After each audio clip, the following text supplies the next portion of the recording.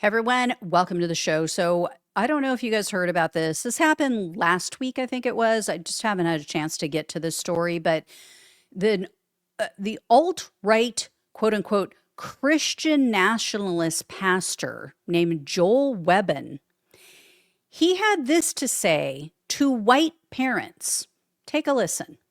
You're a Christian white parent who loves the Lord and loves your children, that you need to have the talk. The talk that we're referencing is the talk that takes your children according to their maturity at the proper time, the appropriate time, and says there are certain parts of town that you cannot go, and there are certain people that you cannot be around. Yep. Right? If there's someone who is black in our church, and they've been in our church, and we know them, and they love the Lord Jesus Christ, great. We're not talking about that person, Right. but we're talking about when you go into a crowd of people. If you go into a crowd of strangers and they're white strangers, there's some danger. If they're black strangers, there is 30 times more danger. Them's the facts. And it is actually a failure of your parental duty. White parents, please hear me. If you teach your children growing up, if you lie to them and say, all people and all races of people in our country are the same. They are not. You are actually depriving your child of factual, truthful information that could save their life.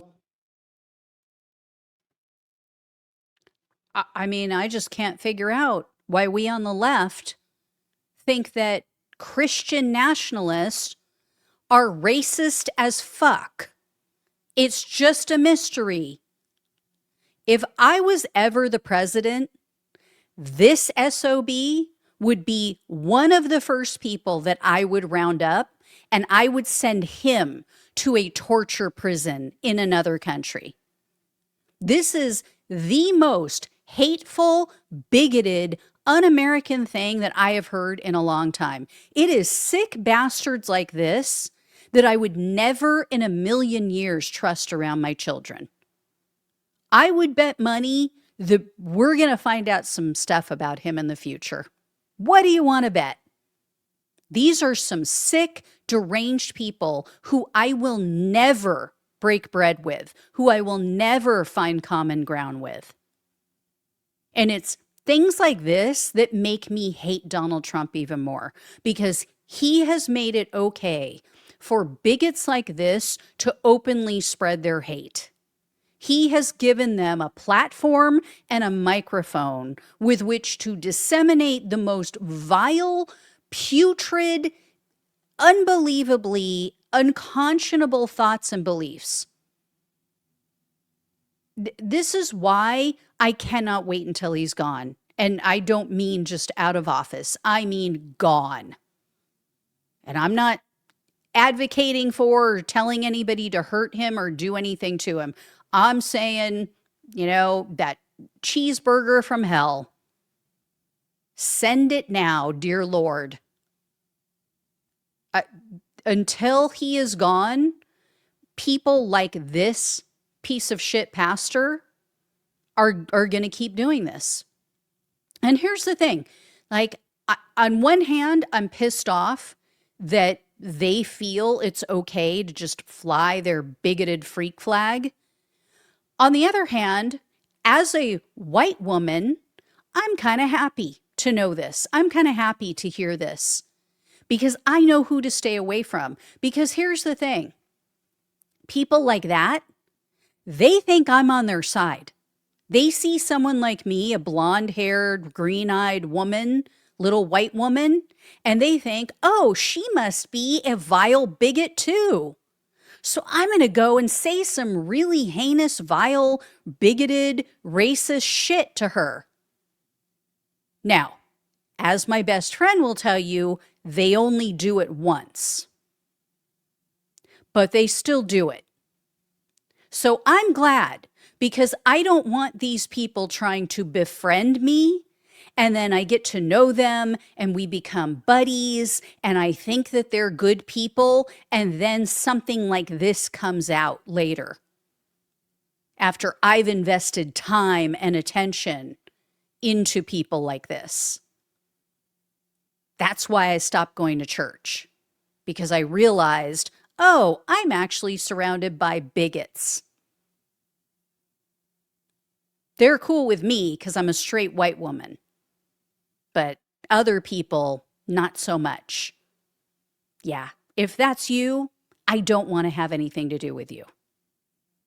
We can have different political differences. We can think different things. We can vote for different people. But if you are a bigot, you just need to stay the fuck away from me. That's it. End of story. That is my red line. No ifs, ands, or buts. I don't care what else is going on with you.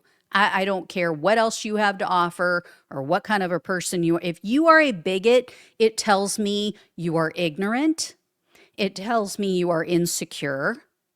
It tells me that you think that you're better than other people. Or actually, it doesn't tell me you think you're better. It tells me, again, you are insecure. You don't think that you're that great. Because if you did, if you were secure in yourself, the color of someone else's skin would not even register with you, would not even be a thought. And this guy is supposed to be a man of the cloth, supposed to be someone who believes in God. So apparently he thinks that God is pretty shitty. Apparently he thinks God makes big mistakes. Because I hate to break it to him, God made black people. So guess what, Mr. Pastor, piece of shit pastor? You think God makes mistakes. You don't think God is that great. After all, you think he's pretty damn flawed. So why would we follow something like that, or an entity or person or being like that? If he's so flawed that he made scary black people that you have to warn your white children about, fuck you. That's what I would say to this guy if he was in front of me. And no, I'm not one of those people who just says something behind a camera or on a keyboard on social media. I will say it to your face. So if you come at me with bigotry, expect to hear that. Fuck you.